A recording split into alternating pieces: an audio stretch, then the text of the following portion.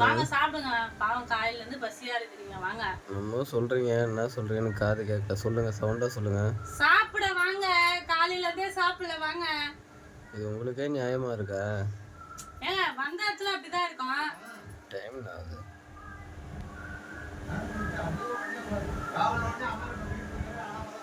அஞ்சே கால் ஆகுது.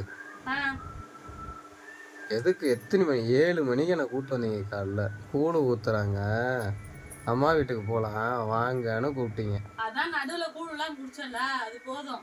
கூழு குடிச்சியா? அந்த ஒரு சொம்பு குத்திங்களா அது?